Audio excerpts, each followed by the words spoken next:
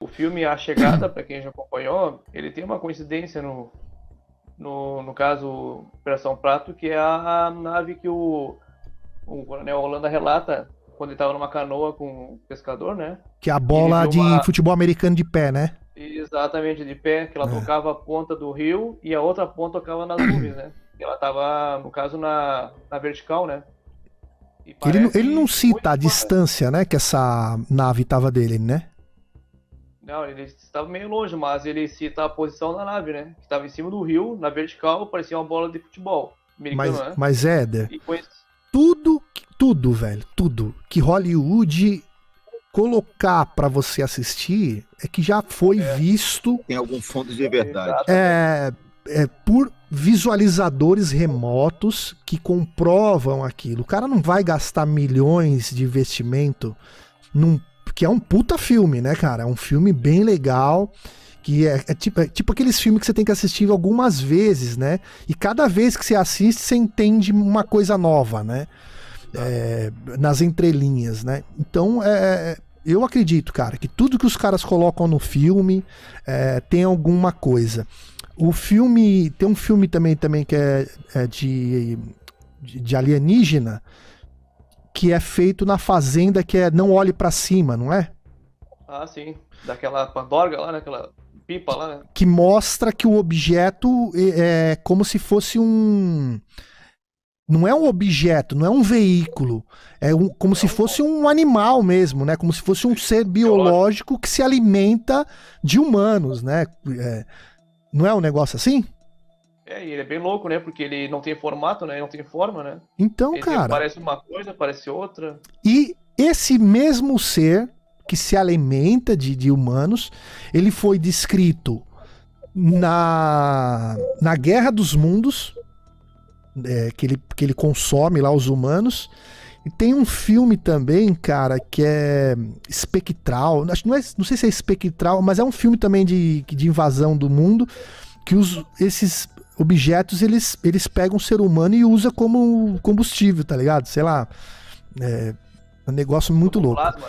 Como Sei plasma. lá, cara. Vamos dar sequência aqui, pessoal. Vamos lá. Beleza. Bom, aí eu vou voltar aqui para a região metropolitana de Belém, né? A gente passou lá por Mosqueiro, né? Passou Aqui a gente lá já tá concluindo já. Marituba, Ah,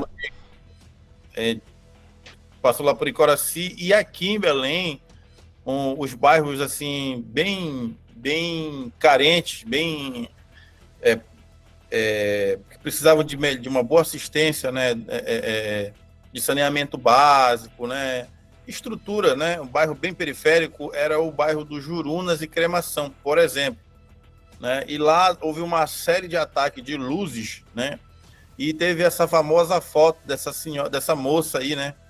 Hoje senhora, que é o caso da dona Aurora Fernandes e essas outras garotas. Se não me engano, eram 3 Marias e uma Aurora. uhum, Vamos lá, tem uma senhora que está com a mão assim na cabeça, né? É a Aurora Fernandes, uhum. né? Aparece aí na foto. Do lado é a cunhada dela, a Carmen. Do outro é a Maria Augusta. E na ponta ali é a Maria Regina. Dessas moças aí, a única que eu ainda não consegui localizar foi a Maria Regina, né? A Aurora eu localizei, a Augusta, a Carmen não quer falar sobre o assunto, né? Tem um trauma. Ela está sendo examinada pelo Dr. Orlando Zogby. E o Uhum. jornal, esse jornal específico, para sacanear essas moças, ele escreveu assim: chupa-chupa é só fantasia. Por que ele estava fazendo isso? Havia uma disputa dos jornais e existia um jornal chamado O Estado do Pará. Esse jornal, O Estado do Pará, fez uma série de reportagens sobre o fenômeno chupa-chupa e ele disparou a venda. Existe um exemplar no jornal chamado Eis o Chupa-Chupa, que é a foto de um objeto grande, parece um peão, e um objeto menor saindo de dentro dele. Esse exemplar teve que, segundo o Mendes, né, que é o Carlos Mendes, né, que acho que até que ele já deu entrevista aqui para vocês, Já. ele fala que foi rápido que saiu a venda dele e durante a manhã da publicação desse jornal, eles fizeram uma nova uma nova remessa de jornais impressos, porque estava tendo muita cobrança da população, que era foto. E eles estavam disparando esse jornal, o Estado do Pará, nessa investigação. E o jornal A Província, que era o concorrente, não estava evoluindo nas vendas de jornais, né? E eles fizeram esse jornal aí para desqualificar o fenômeno chupa-chupa. E aí eles pegaram um médico que é cético, né? E ele fez lá uma série de afirmações, assim, só lendo o jornal, né? Ele, resumindo a história, ele Desacreditando, né? quis acreditar Sim. essas meninas, entendeu? E aqui eu vou falar de algo pessoal que eu vivi ano passado. Eu não vou poder dizer quem por enquanto, mas eu vou poder citar uma das meninas.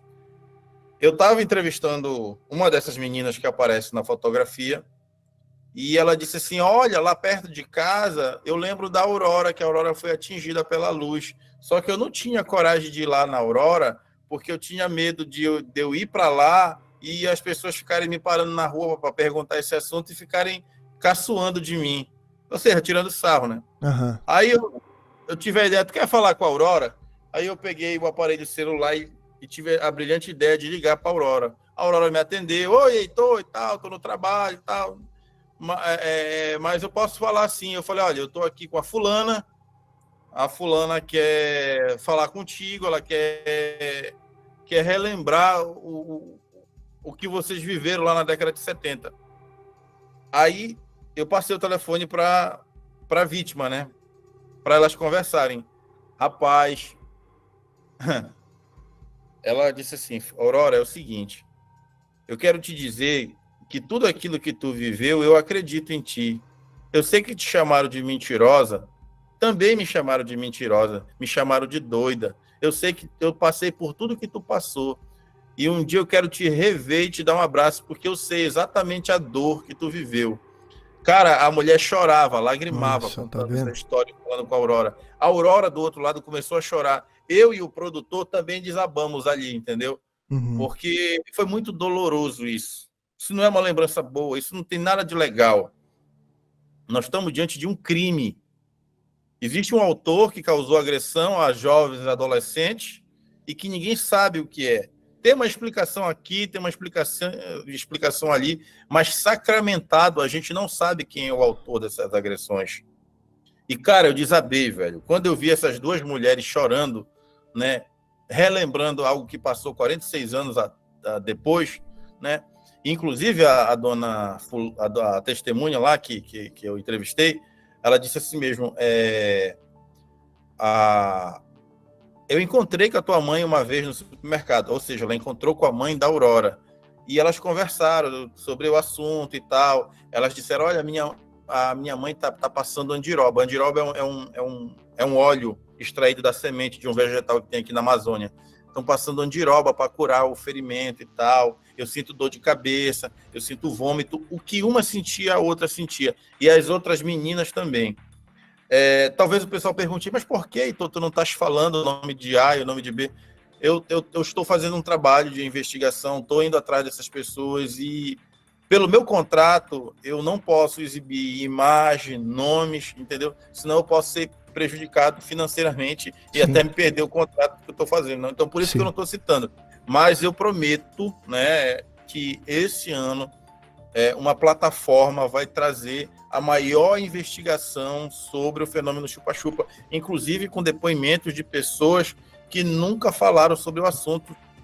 Vai ser um grande trabalho, já é um grande trabalho que a gente está fazendo, entendeu? Então teremos novidades.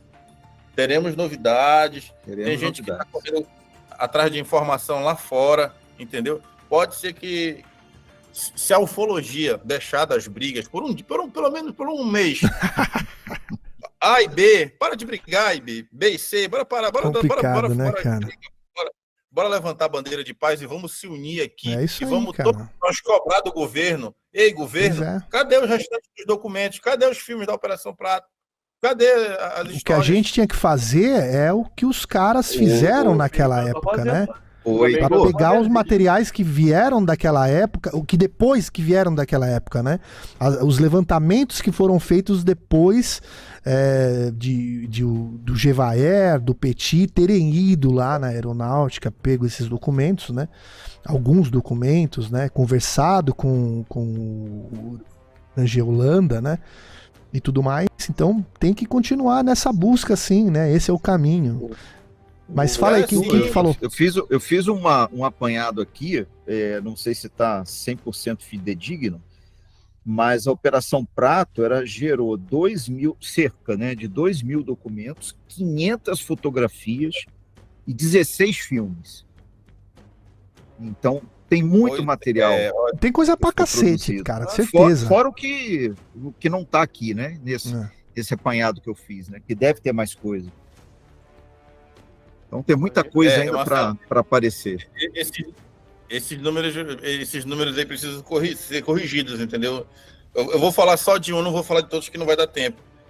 Mas não existe 16 horas de filmes, nem 16 filmes, existe só 4 filmes, entendeu? Os filmes eram muito caros e assim, não estou dizendo que tu não fizeste uma boa pesquisa para afirmar isso na live, mas o que acontece? Outros interlocutores afirmaram isso e sem comprovação. O que eu estou te afirmando, existe um documento, se der tempo é que eu te mostro, existe um documento militar que comprova que foram 4 filmes, mesmo porque o custo do filme era muito caro. Sim. Era outra realidade, né?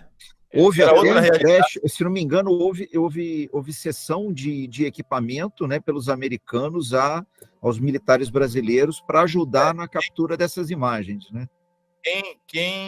Eles trabalharam com filmes americanos, né? A presença de oficiais americanos comprovadamente não tem muito boato. Mas a Operação Prato, ela tem nos relatórios lá reclamação de falta de verba, né? Tem um dos relatórios, não tinham muitos agentes, eram poucos agentes, nem sequer estavam usando fardas, né? Eram oficiais da inteligência. Um dos filmes que foi gravado da Operação Prato foi emprestado com uma filmadora de um empresário em Belém, para vocês verem terem noção da precariedade que era. Hoje a gente percebe que isso é uma coisa assim muito simples, né, nos dias de hoje, né? Mas a gente está falando de 77, né? Imagina uma filmadora, alguém ter uma filmadora naquela época, né? Pois é, existia, não era o Super 8, né? Aquelas filmadoras Super 8 que existia na época, né? Não era qualquer pessoa que tinha isso em casa, né? Fora as máquinas de fotografia também, né? Mas vai saber se os caras conseguiram fazer um registro. Será que os militares eles tinham um conhecimento técnico, assim como um cinegrafista que conseguia ali fazer o registro, fazer o foco corretamente do material, lembrando que o que eles estavam filmando, na maioria das vezes, eram luzes, né? Então, quando a gente conversou com o Carlos aqui, aquela foto que mostra, que eu acho que é essa foto aqui, né? Acho que não, tem outra. Essa aqui, acho que é, né? Agora não lembro qual das fotos da operação, que é uma das mais famosas, que foi feito pelo fotógrafo não militar, mas o fotógrafo do estado do Pará. Você até pode me corrigir. É o Ribamar Menezes, José Ribamar Menezes. Pô, tem um Riba Menezes também. José Ribamar. O Riba Menezes já tá na história. Menezes. Então, cara, que deve ser. Eu acho que essa foto aqui é a mais que dá pra ver, né? Isso aí é um pedaço do filme, entendeu? É uma tira de um filme, isso aí é só um quadradinho. Lá naquele rio Guajará, na história do Luiz, isso foi feito lá. Esse pedaço desse filme aí. Ô Heitor, a gente tá já se encaminhando pro final, só para você concluir a tua apresentação, isso aqui é o que é? A galera meio que levando para um lado jornal, meio uma sátira, né? Tirando... onde ele tava descendo a lenha aí, entendeu? O ser humano, ele leva tudo pra piada, né? Tem gente que acredita que foram os militares que foram bater na porta lá do jornal e dizer, olha, põe uma coisa aí para desqualificar esse assunto. Sim. Não me surpreenderia se alguém vier aí confirmar isso, entendeu? Faz sentido. Não é difícil, né? Ainda mais pela época que tava É vivendo o e tal. acobertamento, né? É o acobertamento tentando Sim. fazer aquele jogo deles pra desacobertar, né? Desviar o foco, né? Mas É hoje, porque, assim, hoje ainda temos isso, né, cara? é. Existe e tem esse daí. Um fala uma coisa, aí tem que falar uma outra coisa pra ficar na dúvida. Ainda existe a mesma Põe coisa. em questão, né? A dúvida. Pois é. Eu só queria fazer um adendo aqui. Fala aí. O Daniel Rebisso, isso aqui é muito importante que eu vou falar. O Daniel Rebisso fala que os militares chegaram a considerar a possibilidade de vir a público e trazer as confirmações que esses fenômenos estavam existindo, né? Mas quando eles consideraram essa possibilidade, eles tinham que ter uma prova. Segundo o Daniel Rebisso, eles consideraram a chance de um deles serem abduzido e tentar arrancar alguma coisa de dentro dessas aeronaves, entrar em luta corporal com o ser, conseguir arrancar alguma coisa. Isso aí quem conta é o Daniel Rebisso, e eu volto a dizer, o Daniel Rebisso, ele entrevistou quase todos os militares, se não todos os militares que da Operação Prato. Porque vamos imaginar, vamos se colocar aqui. O que é eu ser um militar? Significa que eu estou ocupando um cargo público, né? E eu faço uma afirmação extraordinária, eu vou ter que provar isso. Porque se eu não provar, eu vou ganhar uma exoneração. O David Grush lá, ele tá se cercando de um monte de situações lá, onde ele só fala até onde dá. Não dá para ele falar tudo, porque se ele se comprometer demais, ele vai se lascar. A mesma coisa era aqui. Imagine um oficial, né, como Holanda, né, ou um outro de patente superior vir a público dizer, olha, é o seguinte, o espaço aéreo de Belém e do interior do estado está sendo invadido por uns objetos do qual a gente não tem domínio, né, e aí está agredindo as pessoas, a gente não sabe o que fazer. Eles não iam fazer isso, né, iam ficar numa situação bem saia justa. Sim. É mais ou menos como aconteceu na noite oficial dos OVNIs, né? Que o ministro da Aeronáutica veio a público junto com os pilotos lá e falaram o que falaram, né? Seria algo parecido com isso, né? Interessante que é aeronáutica também, né? E assim, os outros oficiais, os outros agentes que participaram da noite oficial dos OVNIs, os pilotos, é claro que eles só falaram porque eles pegaram o respaldo da chefia. Sim, porque eles não iam se expor. Eles não estariam ali. Não, os caras têm que seguir ordem, né, cara? Não tem conversa, né?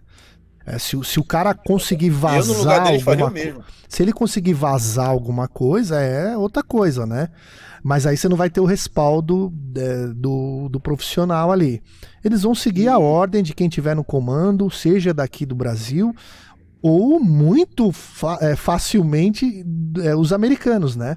Que são os maiores interessados, ou países aí que têm um maior poder bélico, né? Bom, pra gente encerrar aqui, Heitor, aí tem as fotos, né, que são a fotografia feita em 10 de dezembro, essa aqui é uma fotografia de 10 de dezembro de 77, por volta das 8h30 da noite, na Baía do Sol, em Mosqueiro, Belém do Pará. O objeto encontrava-se sobre a ponta do Machadinho, na ilha de Colares. Estima-se que o objeto estava a 300 metros de altura, distante 3 quilômetros do fotógrafo, sargento Flávio e outros 3 civis. O objeto permaneceu estacionado por aproximadamente 5 minutos.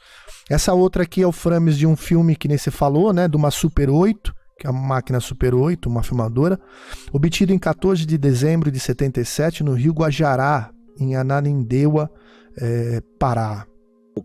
Eu não sei quem que perguntou aqui no chat, enquanto você procura, falou, será, mas vocês acreditam nos militares? É claro que não, né? O militar, ele tá lá para fazer a função dele, recebendo ordem. Se o governante ele vai dar uma ordem positiva para falar, aí deixa em xeque a situação de defesa do país, né? Então é muito complicado isso aí, mas com certeza eles vão omitir informações, né? O Rodrigo de Macaé está perguntando assim, nenhum integrante da operação quer ou quis falar, além do Holanda? Nenhum integrante militar, né? Beleza, pessoal, eu já vou responder. Agora eu falei que o 77 me persegue, né? Eu fui clicar no curtir aqui, tá com 77 likes essa live. Aí, pessoal, tá vendo, cara? Não é à toa. Curtam aí, bora passar desses 77. O Rodrigo Macaé, eu acho que em toda live que eu vou, esse rapaz sempre tá. Eu quero primeiramente agradecer muito a ele, né? Ele me acompanha há um bom tempo. E respondendo a pergunta dele, quem já falou foi o Moacir Neves de Almeida e o Coronel Camilo. Inclusive, nesse projeto que eu estou trabalhando, vocês vão poder ouvir a voz do Camilo relatando o que ele se recorda do fenômeno chupa-chupa, né, e das incursões lá na Operação Prato. Para quem não sabe, o Camilo era o chefe do A2, que era o Serviço de Inteligência da Aeronáutica. Outros militares não querem falar sobre o assunto. Tem militar aí que não gosta de ufólogo. Teve o ufólogo aí que foi bater na porta deles e eles não gostaram disso aí, né? Tem alguns que não gostam, não querem falar sobre o assunto, mas não negam que foi algo factual, que algo aconteceu. E assim, eu vou deixar até um pedido aqui, nas próximas lives que eu vou fazer, eu estou fazendo esse pedido. Se fala muito de Operação Prato, se cobra muito sobre Operação Prato, é importante, é legal, mas não podemos esquecer que outras instituições tiveram envolvimento, como a própria Marinha do Brasil, através do 4º Distrito Naval, o SNI. Para quem não sabe, o SNI era um órgão de investigação, né, que respondia diretamente ao gabinete do presidente da República, e ele está envolvido nas histórias do chupa-chupa aqui. E voltando ainda a falar para a Marinha, assim como nós temos o Holanda na Aeronáutica contando as histórias das luzes, pode ser que tenha um Holanda na Marinha, pode ser que tenha um militar que chefiou uma missão ainda vivo. Então eu deixo meu pedido aqui, se tiver de repente alguém que é filho de militar da Marinha, que serviu aqui na década de 70, aqui no 4º Distrito Naval, na Cidade Velha, em Belém, e sabe de alguma coisa que o pai falou, que o pai fala, entendeu? E quiser falar, procura aqui o pessoal da UFO Brasil, me procura, entendeu? É muito importante que a gente documente esses depoimentos de militares, porque, olha, a investigação da Marinha foi maior do que a Operação Prato, porque eles estiveram em vários municípios, inclusive de outros estados. É possível que eles tenham até ido atrás dos rapazes que foram atingidos na Ilha dos Caranguejos, que é o episódio do Apolinário e dos outros rapazes lá, que eu não me recordo o nome. Eles relataram isso num documento chamado o Informe Bruto, que é um documento que pertence à Marinha. Então, eu rogo aqui meus pedidos. Se tiver alguém que foi neto, é bisneto, ou conhece alguém que serviu em Belém na década de 70 e sabe alguma coisa, inclusive aquela história daquela mulher, da Elizabeth Berg, lá da Ilha do Meio, o caso dela, né, dessa estrangeira, que até então, pelo que se sabe, foi investigada pelos militares, ela também está no conjunto dessas documentações. Então, assim, é muito importante a gente vir a público esclarecer isso. Já chega de silêncio, entendeu?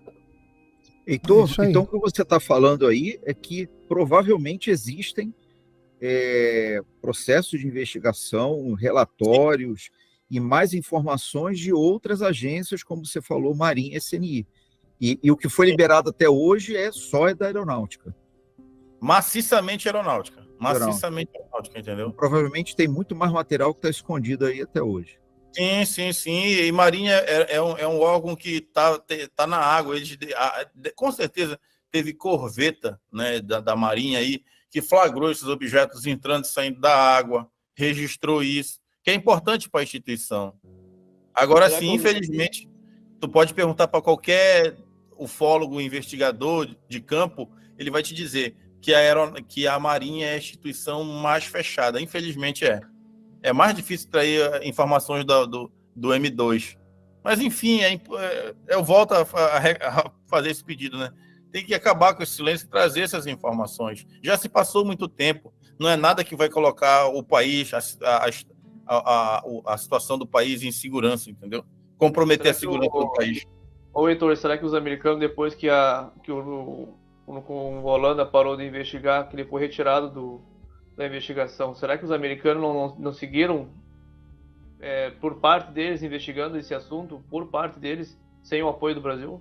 Não acredita que tenha acontecido? Olha, É possível, mas assim, documentalmente, de maneira segura, a gente não tem. O que se sabe é que em 77, o Carter, o presidente Jimmy Carter, ele tinha muito interesse por esse assunto. Muito interesse. E qualquer país, seja os Estados Unidos ou outro, de repente a França, ele é interessado em conseguir informações sobre os mecanismos de propulsão e, quem sabe, capturar um veículo desse. Porque a nação que, de fato, conseguir fazer uma engenharia reversa com 100% de aproveitamento, a sua indústria bélica vai estar muito favorecida. Beleza. Heitor, aquela versão de que o encerramento da Operação Prato foi devido aí a uma tentativa dos militares, né, darem um passo adiante, tentando estabelecer realmente um contato, né, com supostos seres, né? E a partir eles já estavam já talvez estabelecendo comunicações através dos avistamentos, do aparecimento dos objetos, a parte de iluminação, né, a parte de luzes, né?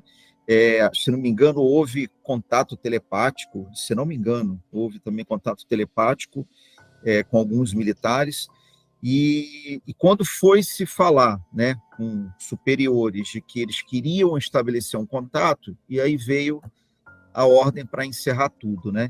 Essa versão dos fatos, você acha que isso é verídico, foi desse jeito, ou é apenas mais uma das versões pelo encerramento que foi abrupto, né? Foi do nada, foi encerrada a operação, né?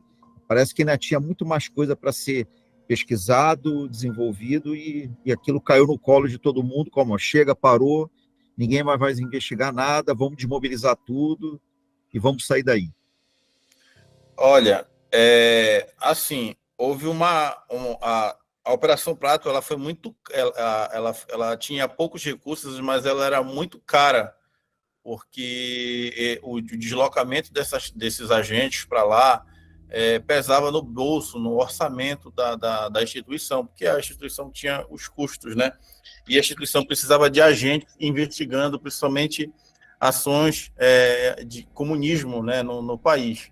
Uhum.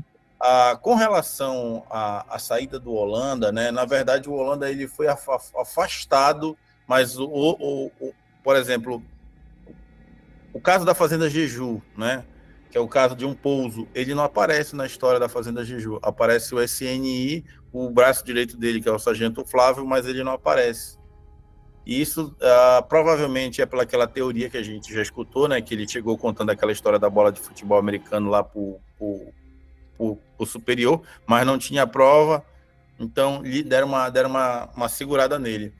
O cara que assumiu a Operação Prato, que é o Nascimento, ele chegou a ver o OVNI, ele chegou a estar a uma distância de 8 metros do objeto, ele chegou a ver o objeto decolando, e ele tinha uma escotilha debaixo do objeto.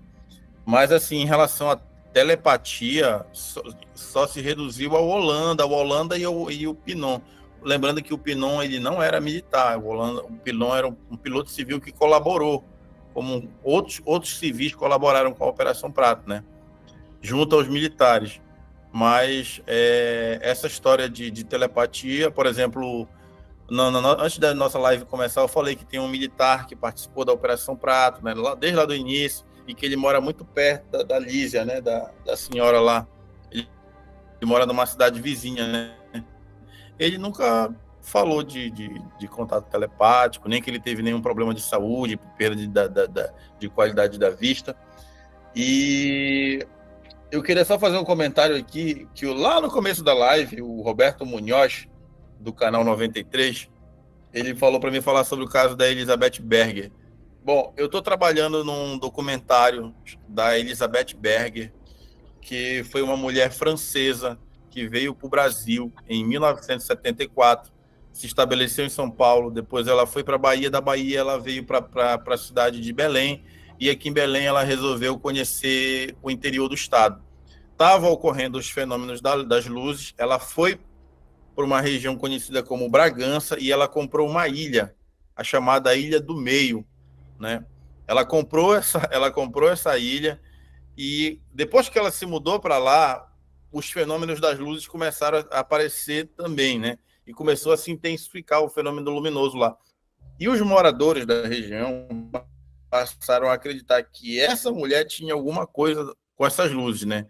Aí o Daniel Rebisso falou sobre ela no livro dele, o Vitório Peré, né, falou muito sobre ela num vídeo que tem no YouTube. E se tu for escrever agora no YouTube, Mulher da Ilha do Meio, alguma coisa, tu vai encontrar uma infinidade de vídeos. No canal Fatos Desconhecidos, esse caso dela tem um dos episódios lá que está com quase 400 ou 500 mil visualizações. Enfim, é um caso muito curioso, muito estranho, mas que a gente está trabalhando. A gente foi até a região lá, a gente entrevistou pessoas e começamos a quebrar o mito. Por exemplo, diziam que ela comprava uma enorme quantidade de peixe. Ela não comprava uma enorme quantidade de peixe. Quem comprava era o pescador que trabalhava para ela. Ele sim comprava os peixes para revender na cidade, né? Só que a gente conseguiu confirmar outras coisas. Ela tomava banho nua num igarapé lá da cidade. E ela era uma mulher loira, olhos claros, bonita, né? Branca, né? Aquele padrão europeu. E isso deu uma série de confusão com as esposas dos pescadores, né? Com a comunidade local lá. Então, assim, é uma história bem curiosa, né? Muita gente acredita que ela seja uma viajante no tempo, outros defendem que ela seja uma alienígena, mas a gente está trabalhando em cima desses casos e brevemente a gente vai explicar de fato quem ela foi. Mais pra hippie, né? Tá mais pra hippie. Tá mais pra hippie. Uma hippie rica, né, cara? Pra ela comprar a ilha inteira, né? Mas assim, uma coisa assim que a gente ficava meio pé atrás. Ela morava no centro da ilha e a gente conversou com pescadores que moravam do outro lado. Os caras diziam que as luzes baixavam lá e desciam no rumo da casa dela. A gente conversou com o morador lá da rua, que são os próximos que moram da rua, não, perdão, da localidade lá. Não tem ruas na Ilha do Meio. E ele explicou pra gente que ele viu numa das noites em que ele estava preparando lá para sair para fazer a armação da rede, né, preparando ali para a pesca, né? Ele viu quando baixou um objeto no rumo da casa dela, né? Só que ele ficou com tanto medo que ele acabou se escondendo. Então, essa região ali da Zona Bragantina, que foi onde começou os fenômenos luminosos a acontecerem, é para lá que eu estou trabalhando. É algo inédito, ninguém fez isso de ir lá na região, é o que nós estamos fazendo aí. Eu, o Vitório Peré, o Fábio, o Adriano e o Natan. Quem quiser, procura lá, Elizabeth Berger, A Investigação. Depois, se você puder... Já tem algum vídeo sobre isso aí? Já estamos no segundo episódio. Se você puder mandar aqui pra mim depois dessa live, você manda pra mim que eu coloco aqui na descrição desse episódio aqui para as pessoas assistirem depois lá no seu canal, tá bom? Tá ótimo. Queria perguntar pro Heitor se, no caso, esse documentário é a respeito só dessa moça ou também todo o caso da Operação Prato junto também? Não. A gente está falando sobre essa moça e a gente vai falar um pouco sobre a questão da Marinha. Esse documentário já tem data para ser lançado? A gente já foi lançado, a gente já está no segundo episódio, entendeu? Ah, tá. O que aconteceu? O roteiro estava pronto, estava tudo bonitinho. Aí, quando a gente lançou o primeiro episódio, começaram a ligar lá pro meu amigo, né, pro Natan. Olha, eu conheço isso, eu conheço fulano, conheço ciclano. A gente acabou achando pessoas que venderam a terra, venderam a ilha para essa mulher. E eles contam lá umas coisas muito estranhas, muito absurdas. Vou dar um spoiler aqui. Ela tinha um rádio, né, que sintonizava uma rádio diferente. Ela ficava se comunicando com um rádio comunicador na praia à noite. Muito estranho isso, né? Houve uma situação lá onde ela construiu um cercado. Isso está no episódio, onde ela construiu um cercado que, para alguns colegas nossos, do nosso grupo lá, uns desconfiam que esse cercado foi aonde pode ter pousado o OVNI e ela estava documentando isso. Para outros colegas, na verdade, esse cercado é onde ela estava plantando semente de maconha para o consumo dessa droga. Também se especula que, na verdade, esse cercado onde ela estava extraindo areia do solo para fazer exame de laboratório para saber se não era areia monazita, que era uma areia para fabricar bomba. Então, todas essas especulações entre o nosso grupo ainda rolam, entendeu? Fato é que ela era uma mulher extremamente estranha, possuía habilidades contadas lá pelos pescadores, inclusive de luta. Ela praticava arte marcial, nadava muito bem, e ela morava ali na ilha, entendeu? Teve um período do tempo que ela morou sozinha, né? E assim, pessoal, vamos parar um minuto aqui, só para a gente pensar um pouco nessa história. A mulher andava com umas roupas muito extravagantes, até que dava para chamar de roupa, era praticamente um band-aid. Ela tinha esses hábitos estranhos, né? De andar com esses aparelhos e tal. Estrangeira, linda. Cara, podia ter acontecido uma tragédia de à noite, homens, né, cometeriam uma violência com ela. Mas eles não fizeram isso porque tinham medo dela. Eles temiam ela. Entendeu? E é nisso que a gente está trabalhando, contando essas histórias. Os homens tinham medo da Elizabeth. Qual que era a idade dela, Heitor? 26 anos. Pô, jovem.